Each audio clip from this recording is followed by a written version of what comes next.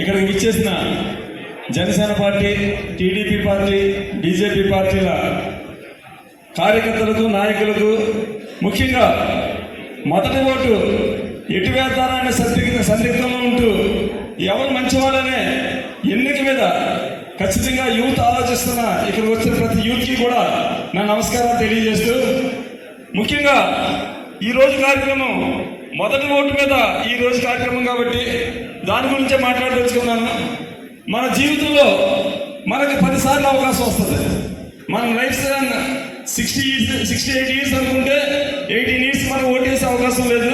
మిగిలిన 50 ఇయర్స్లోనే మనం 10 సార్లు ఓటేసే అవకాశం వస్తుంది. ఈ 10 సార్లులోనే ఓటేసే అవకాశం ఉన్న ఈ ప్రతిసారి కూడా మనం మొట్టమొదటిగా ఆలోచించుకోవాల్సింది ఏంటంటే మన బాగుండాలి, మన గ్రామం బాగుండాలి, మన నియోజకవర్గం బాగుండాలి, మన రాష్ట్రం బాగుండాలి, మన దేశం బాగుండాలి. అంటే ఇవన్నీ బాగుండాలని ప్రతి ఒక్కరు కోరుకుంటాం. కానీ ఓటేసేటప్పుడు మాత్రం మనం ఆలోచిస్తుంది ఒకటే, ఇతను మన క్యాస్ట్ వాడు అవునా కాదా, మన ఊరువాడు అవునా కాదా, మన నియోజకవర్గం వాడు అవునా కాదా, మన నియోజకవర్గం వాడికి ఓటేసుకుందాం లేదా మన కులం వాడికి ఓటేసుకుందాం అని ఆలోచిస్తారు. కానీ అలా ఆలోచించిన వాళ్ళు ఎవరైనా ఉన్నారంటే మొట్టమొదటి ఓటేసే వాళ్ళు ఎవరు కూడా అది ఆలోచించరు. నిజానికి చెప్తున్నాను, మా అమ్మాయి చాలాసార్లు వెళ్ళింది, డాడీ ఓటు అనేది కులాన్ని బట్టి వేస్తారు, ఇది ఎంతవరకు కరెక్ట్, అసలు కులం అనేది అవసరమా అని మా అమ్మాయిని ఇద్దరు కూడా చాలాసార్లు అడగడం జరిగింది. నిజానికి మిగిలిన వాటిలో కుల ప్రస్తావన అనేది ఎక్కడన్నా వస్తే ఒకే ఒక్కసారి ఎక్కువగా మన హిందూ సాంప్రదాయం ప్రకారం మ్యారేజ్ అప్పుడు ఏమన్నా కుల ప్రస్తావన రావాలేమో తప్ప మిగిలిన సందర్భాల్లో ఎక్కడ కూడా కులాన్ని తీసుకురావాల్సిన అవసరం లేదనేది నా భావం, మా ఇంట్లో వాళ్ళందరి భావం కూడా. ముఖ్యంగా గెలుపు అంటారు. గెలుపు అనేది పెద్ద ఎక్కువ డిఫరెన్స్లో ఏమీ లేదు. 2% ఓటింగ్ తోటే రాష్ట్రంలో గవర్నమెంట్ ఎవరు వస్తుంది అనేది ఖచ్చితంగా నిర్ధారణ చేస్తుంటారు. అసలు యువతకి ఎంత ఓటు పర్సెంటేజ్ ఉంది? ఒక ఎలక్షన్ జరిగిందంటే ఎలక్షన్లో 10% ఓటింగ్ యువత ప్రభావితం చేస్తుంది.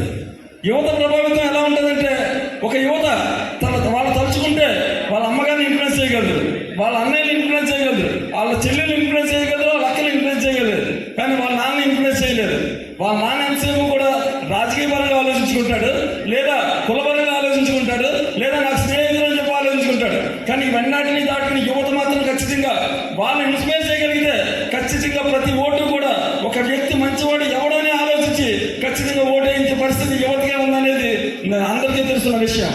దయచేసి యువత అందరినీ కూడా నేను కోరుకునేది ఒక్కటే, అందరినీ ఇన్ఫ్లుయెన్స్ చేయండి. ఇక్కడికి వచ్చింది యువత కొంచెం తక్కువ ఉండొచ్చు, కానీ మీ క్లాస్లోకి వెళ్తే మీరు ఒక్కరైతే మీ క్లాస్లో ఉండే 30 మందిని ఇన్ఫ్లుయెన్స్ చేయగలరు.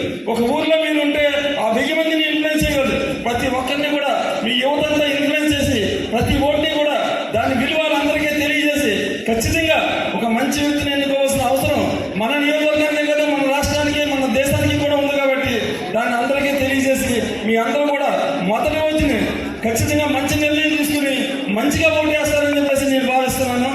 ముఖ్యంగా మన నియోజకవర్గం గురించి చెప్పాలంటే సుభాష్ గారి గురించి చెప్పాలంటే, ఆయన మన నియోజకవర్గం వ్యక్తి కానప్పటికీ కూడా అతన్ని ఇక్కడ తీసుకొచ్చి మనకి క్యాండిడేట్గా ఇచ్చారంటే ఒక వ్యక్తిని, మంచి వ్యక్తిని సెలెక్ట్ చేశారు. మంచి వ్యక్తిని సెలెక్ట్ చేయడమే కాకుండా ఒక విద్యావేత్త, అదేవిధంగా ఒక అడ్వకేట్, సమాజంలో మంచి చెడులు అన్ని తెలుసున్న వ్యక్తి. ఇలాంటి వ్యక్తిని ఖచ్చితంగా మనందరూ ఎన్నుకోవడం వల్ల ఖచ్చితంగా మన నియోజకవర్గానికి మంచి జరుగుతుందని మా అందరికీ కూడా ఆలోచనలు బట్టే ఈరోజు మేమందరం కూడా ఆయన వెనకాల ప్రయాణం చేస్తున్నాం. అదేవిధంగా హరీష్ గారు కూడా ఒక యువత నుంచి వచ్చిన వ్యక్తి. వీళ్ళందరూ కూడా ఇంకో 30 సంవత్సరాల పాటు రాజకీయం చేయగలిగిన వాళ్ళు. 30 సంవత్సరాల పాటు రాజకీయం ఈ రోజు మనం నగ్గించుకుంటే 30 సంవత్సరాల పాటు ఒకవేళ ఒక 10-15 సంవత్సరాల తర్వాత పొల్యూట్ అయినా యువతలో ఉండగా మాత్రం పొల్యూట్ అవ్వరు, సమాజం కోసం ఆలోచిస్తారు. కాబట్టి ఖచ్చితంగా అలాంటి నాయకులు మన అందరూ కూడా ఎన్నుకుని ఖచ్చితంగా బీజేపీ, టీడీపీ, జనసేన ఈ ముగ్గురు ఉమ్మడి అభ్యర్థి అయిన వీళ్ళిద్దరిని కూడా నగ్గించాలని నేను అందరూ కోరుకుంటూ నాకు ఇంత మంచి అవకాశం ఇచ్చిన మీ అందరికీ కూడా పేరు పేరున కృతజ్ఞతలు తెలియజేస్తాను.